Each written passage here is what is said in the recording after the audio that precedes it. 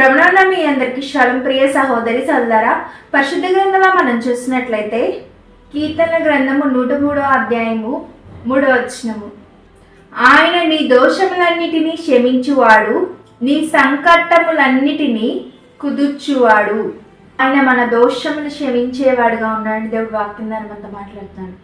చాలా మంది దేవుని గాయపరుస్తూ, దేవుని బాధ పెడుతూ, తండ్రి చిత్తానికి వ్యతిరేకంగా పాపం చేస్తూ దేవుణ్ణి బాధ పెట్టేవారుగా ఉంటారు. దేవుడు వాక్యం మనతో మాట్లాడుతున్నాడు. మీరు కనుక దేవుడి దగ్గర పశ్చాత్తాపడినట్లయితే, మీరు చేసిన తప్పును దేవుడి దగ్గర ఒప్పుకున్నట్లయితే, దేవుడు మనం నమ్ముకున్న దేవుడు నమ్మదగిన వాడు, ప్రేమించే దేవుడు, ఉన్నతమైన క్షమాపణ మనకి అనుగ్రహిస్తాడు. మత్తయి సువార్త 6వ అధ్యాయము 14-15 వచనములు, మనుషుల అపరాధములను మీరు క్షమించిన ఎడల మీ పరలోకపు తండ్రియు మీ అపరాధములను క్షమించును. మీరు మనుషుల అపరాధములను క్షమింపకపోయిన ఎడల మీ తండ్రియు మీ అపరాధములను క్షమింపడు. హల్లెలూయా. మనుషుల అపరాధములను మనం క్షమించినట్లయితే దేవుడు మనం చేసిన అపరాధములను క్షమిస్తారని దేవుడు వాక్యం ద్వారా మనతో మాట్లాడుతున్నాడు.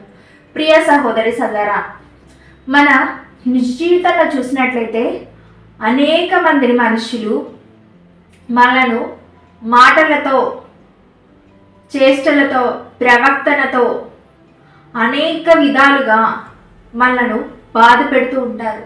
అనేక విధాలుగా మన హృదయాన్ని గాయపరుస్తూ ఉంటారు. అనేక విధాలుగా మనలను అవమానపరుస్తూ ఉంటారు. అనేక విధాలుగా మనకి కీడు చేస్తూ ఉంటారు. అనేక విధాలుగా మనం దుఃఖంలోకి వెళ్ళడానికి, నిరాశ నిస్పృహలోకి వెళ్ళి మనము జీవితం మీద విరక్తి చెందే వారిగా అనేక మంది మన జీవితంలో మన పట్ల కఠినంగా ప్రవర్తించేవారుగా ఉంటారు. దేవుడు వాక్యం ద్వారా మనతో మాట్లాడుతాడు. మనుషుల అపరాధములను మీరు క్షమించిన ఎడల మీ పరలోకపు తండ్రి మీ అపరాధములు క్షమిస్తాడు. ప్రియ సహోదరి సోదరా, చాలా మంది చెప్తూ ఉంటారు, వాళ్ళు అంత కఠినంగా మా పట్ల ప్రవర్తించారండి, వారు మాకు అంత అన్యాయం చేశారండి, వారు మేము కలిగి ఉన్నవన్నీ తీసుకొని మాకు అన్యాయం చేశారు అని అనేక మంది వారిని గాయపరిచిన వారి గురించి అనేక మంది సాక్ష్యాలు చెప్తూ ఉంటారు. ప్రియ సహోదరి సోదరా, ఈ లోకంలో చూసినట్లయితే దేవుడు వాక్యం ద్వారా మనతో మాట్లాడుతున్నాడు. మనుషుల అపరాధములు మీరు క్షమించిన ఎడల మీ పరలోకపు తండ్రి మీ అపరాధములు క్షమిస్తాడు. చాలామంది చూసినట్లయితే భర్తను క్షమించలేరు, భార్యను క్షమించలేరు, స్నేహితులను క్షమించలేరు, బంధుమిత్రులను క్షమించలేరు. ప్రియ సహోదరి సోదరా, ఉద్యోగం చేస్తున్న చోట, వ్యాపారం చేస్తున్న చోట, చదువుకునే చోట, ఇంకా అనేక ప్రదేశాల్లో, ఈవెన్ మందిరానికి వెళ్ళే చోట కూడా చాలామంది ఎదుట వారిని క్షమించకుండా ఉంటారు. దేవుడు వాక్యం ద్వారా మనతో మాట్లాడుతున్నాడు. మీరు మనుషుల అపరాధములను క్షమించినప్పుడే పరలోకపు తండ్రి మీ అపరాధములు క్షమిస్తాడు. ప్రియ సహోదరి సోదరా, మనుషులుగా మనం అనేక మందిని చాలా మందిని అనేకమైన పాపాలు చేస్తూ ఉంటారు. దేవుణ్ణి గాయపరుస్తూ, తన చిత్తానికి వ్యతిరేకంగా అనేకమైన పాపాలు చేస్తూ ఉంటారు. ఆ పాపాలు చేసిన ప్రతి ఒక్కరూ దేవుడి దగ్గర క్షమాపణ కోరుతారు. అయ్యా నీవు మమ్మలను క్షమించు, అయ్యా నువ్వు మమ్మలను క్షమించు, నేను చేసిన పాపాన్ని బట్టి నన్ను క్షమించు అని దేవుడి దగ్గర మొరపెడతారు. కానీ ఎదుటవారు వారి జీవితంలో చేసిన అపరాధాలను మాత్రం వారు క్షమించలేరు. ప్రియ సహోదరి సోదరా, వారికి మనం ఇయ్యలేని క్షమాపణ దేవుని ద్వారా మనం పొందుకోవాలి అనుకుంటాం. దేవుడు వాక్యం ద్వారా మనతో మాట్లాడుతున్నాడు. మనం ఎదుటవారిని క్షమించినట్లయితేనే, ఎదుటవారి అపరాధములను మనం క్షమించినప్పుడే దేవుడు మనం చేసిన అపరాధములను దేవుడు క్షమిస్తాడని దేవుడు వాక్యం ద్వారా మనతో మాట్లాడుతున్నాడు. ప్రియ సహోదరి సోదరా, మనము క్షమించలేకుండా దేవుడిచ్చే క్షమాపణ పొందాలని కోరుకోవడం అది మంచి పద్ధతి కాదు. అటువంటి క్షమాపణ దేవుడు మనకి ఇవ్వడు కూడా. ప్రియ సహోదరి సోదరా, మీరు ఎదుటవారి అపరాధం క్షమించినప్పుడే మీ పరలోకపు తండ్రి మీ అపరాధాలు క్షమిస్తాడు. మీరు మనుషుల అపరాధములు క్షమింపకపోయిన ఎడల మీ తండ్రి మీ అపరాధములు క్షమింపడు. దేవుడు వాక్యం ద్వారా మనతోనే మాట్లాడుతున్నాడు. మనము మనుషుల అపరాధములు క్షమించకపోయినట్లయితే మన తండ్రి మన అపరాధములు కూడా క్షమించడు. ప్రియ సహోదరి సోదరా, అనేక మంది ఈ లోకంలో మనం జీవిస్తూ ఉంటాం. ఈ లోకంలో చూసినట్లయితే అనేక మంది కుటుంబ సభ్యులు, స్నేహితులు, బంధుమిత్రులు, తెలిసిన వారు అనేకులతో మనం మాట్లాడుతూ ఉంటాం. చాలా మందిని మనల్ని గాయపరుస్తూ ఉంటారు. మాటలతో, చేష్టలతో, ప్రవర్తనతో అవమానపరుస్తూ, మనం పొందుకోవాల్సినవి కూడా అన్యాయంగా వారు తీసుకుంటూ ఉంటారు. అటువంటి వారిని కూడా మనం క్షమించేవారిగా ఉండాలి. ఎదుటవారు మన జీవితంలో చేసిన అపరాధములు మనం క్షమించినప్పుడే పరలోకపు తండ్రి మన అపరాధములు క్షమిస్తాడు. ప్రియ సహోదరి సోదరా, అనేక మంది స్త్రీలు ప్రార్థనాశ్రుతులు చెప్తూ ఉంటారు, నా భర్త చేసిన అన్యాయాన్ని బట్టి నేను అతన్ని క్షమించలేకపోతున్నాను. అతను నా హృదయాన్ని ఎంతగానో గాయపరిచాడు, నేను అతన్ని క్షమించలేకపోతున్నాను. దేవుడైతే ఆమె పాపాలను, ఆమె అపరాధములు క్షమించాలని ప్రార్థన చేస్తుంది, కానీ ఆమె మాత్రం వాళ్ళ భర్త చేసిన అపరాధాలను ఆమె క్షమించేదిగా లేదు. చాలామంది భర్తను క్షమించలేరు, భార్యను క్షమించలేరు, కుటుంబ సభ్యులలో అన్నను క్షమించలేరు, తల్లిదండ్రులను క్షమించలేరు, తల్లిదండ్రులు బిడ్డలను క్షమించలేరు, బంధుమిత్రులను క్షమించలేరు, అత్తను క్షమించలేరు, మామను క్షమించలేరు, స్నేహితులను క్షమించలేరు.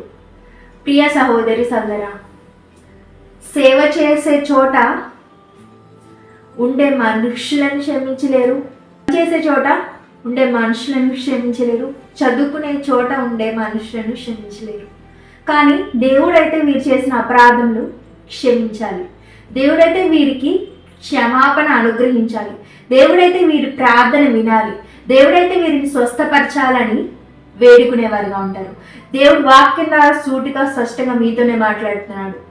మీరు మనుషుల అపరాధములు క్షమించినప్పుడే పరలోకపు తండ్రి మీ అపరాధములు క్షమిస్తాడు. మీరు మనుషుల అపరాధములు క్షమింపకపోయిన ఎడల మీ తండ్రియు మీ అపరాధములు క్షమింపడు. ఈరోజు మనము దేవుడిచ్చే క్షమాపణ పొందుకోవాలి అంటే ఖచ్చితంగా ఎదుట వారిని మనము, మన పట్ల అపరాధములు చేసిన వారిని మనం క్షమించేవారుగా ఉండాలి. ప్రియ సహోదరి సోదరా, కొంతమంది చెప్తూ ఉంటారు, వారు ఎంతగా నన్ను గాయపరిచారు అంటే వారిని చూస్తేనే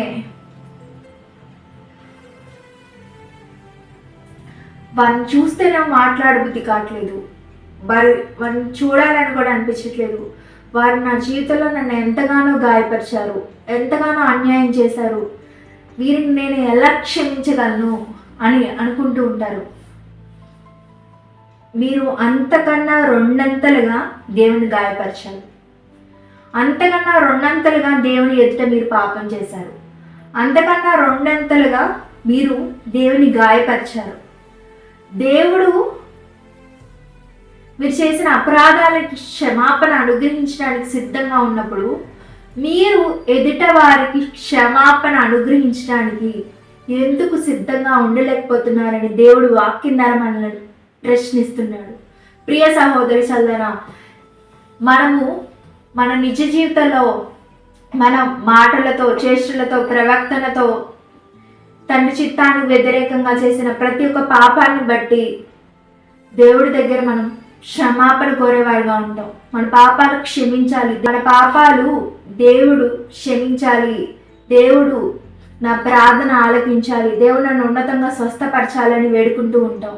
దేవుడు క్షమాపణ కోసం మొరపెట్టేవారుగా ఉంటాం. కానీ ఎదుట వారిని క్షమించే మనసు మనం కలిగి ఉండం.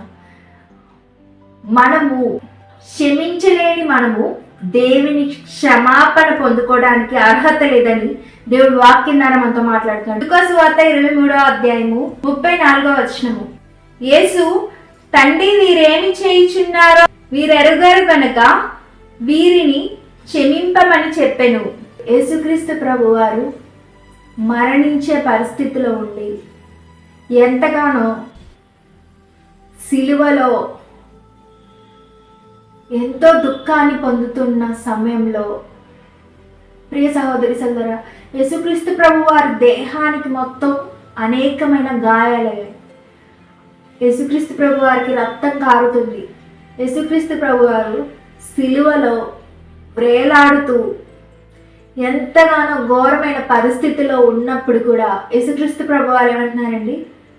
తండ్రి వీరేమి చేయుచున్నారో వీరెరుగను గనుక, వీరికి తెలియదు గనుక వీరిని క్షమించండి.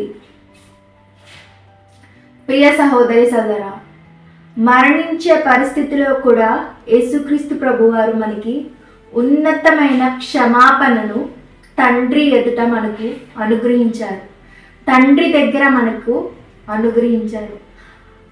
అటువంటి ఉన్నతమైన క్షమాపణ పొందుకున్న మనము ఎదుట వారిని క్షమించలేకపోతున్నాం. చాలామందిని క్షమించకపోవడం వల్లే వారి జీవితంలో ఘోరమైన దుఃఖాన్ని పొందుకుంటున్నారు. భార్యాభర్తలు ఒకరినొకరు క్షమించకపోవడం వల్లే విడాకులు తీసుకొని వారి జీవితంలో నిరాశ నిస్పృహలోకి వెళ్తూ ఉన్నారు. అన్నదమ్ములు, స్నేహితులు, బంధుమిత్రులు ఒకరినొకరు క్షమించుకోకుండా ఉంటున్నారు. కాబట్టి దేవుడిచ్చే ఉన్నతమైన క్షమాపణను వారి జీవితంలో పొందట్లేదని దేవుడు వాక్యం ద్వారా మనతో మాట్లాడుతాడు. ప్రియ సహోదరి సోదరా, పరిశుద్ధ గ్రంథంలో మనం చూసినట్లయితే హెబ్రీలకు రాసిన పత్రిక 8వ అధ్యాయము 12వ వచనము. నేను వారి దోషముల విషయమై దయ కలిగి వారి పాపములను ఇక ఎన్నడూ జ్ఞాపకం చేసుకొనని ప్రభువు సెలవిచ్చుచున్నాడు.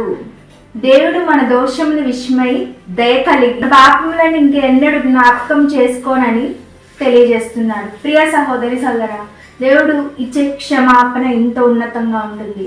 మనుష్యులు క్షమిస్తే కొంతసేపు వరకే క్షమించగలరు, కానీ దేవుడు మాత్రం ఇచ్చే క్షమాపణ ఉన్నతంగా ఉంటుంది. మన దోషముల విషయమై దయ కలిగి మనం చేసిన పాపములను ఎన్నడూ దేవుడు జ్ఞాపకం చేసుకోనని దేవుడు ఈరోజు వాక్యం ద్వారా మనతో మాట్లాడుతున్నాడు.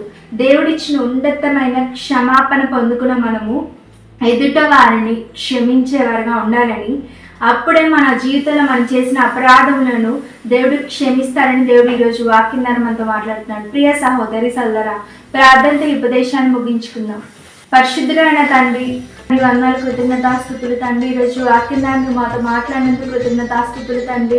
అయ్యా నాయన తండ్రి, అయ్యా సిలువలో కూడా యేసుక్రీస్తు ప్రభు వారు ఇచ్చిన ఉన్నతమైన క్షమాపణ బట్టి నాయన తండ్రి, అయ్యా నీకు కృతజ్ఞతాస్తుతులు తండ్రి. నాయన అయ్యా నాయన తండ్రి, మా జీవితంలో మేము చేసిన అపరాధం క్షమించబడాలి అంటే అయ్యా నాయన తండ్రి ఎదుట వారిని క్షమించేవారిగా మేము ఉండాలని నాయన తండ్రి, ఈ వాక్కు ద్వారా నాయన తండ్రి అయ్యా మాతో మాట్లాడినందుకు కృతజ్ఞతాస్తుతులు తండ్రి. అయ్యా మేము అనేక మందిని క్షమించే కృపను మాకు దయచేయమని ప్రార్థిస్తున్నాం తండ్రి. అయ్యా మా అపరాధముల క్షమాపణ కూడా నాయన తండ్రి నీ కృప ద్వారా పొందుకునే కృపను దయచేయమని సమస్తం తండ్రి అయినవా అయ్యా ఈ ఉపవాస దినమున నాయన తండ్రి అయ్యా నేను తండ్రి ఏ ప్రార్థన అవసరతల కోసం మొరపెడుతున్నామో నాయన ఈ చిత్త ప్రకారం ఏ శిష్ట ప్రకారం పరిశుద్ధాత్మ దేవుని సహాయంతో ప్రతి ఒక్క ప్రార్థన ఆలకించి నాయన తండ్రి అయ్యా నీవే జవాబును అనుగ్రహించమని సమస్తం తండ్రి అయిన దేవానైనా మీ చిత్త ప్రకారం ఇష్ట ప్రకారం పరిశుద్ధాత్మ దేవుని సహాయంతోనైనా మా అందరి జీవితంలోనైనా జరిగించి నడిపించి బలపరచమని ఇవేళ్ళప్పుడు మాకు తోడుగా ఉండి సహాయం చేయమని యేసునామములో ఇచ్చిన ప్రాణి బంగారు పాదాలను తండ్రి మీ కృప ద్వారా సమర్పిస్తూ అడిగి వేడుకొని పొందిందాం తండ్రి. ఆమేన్. ప్రభువులో మీ అందరికీ షాలోమ్. ప్రియ సహోదరి సోదరులారా,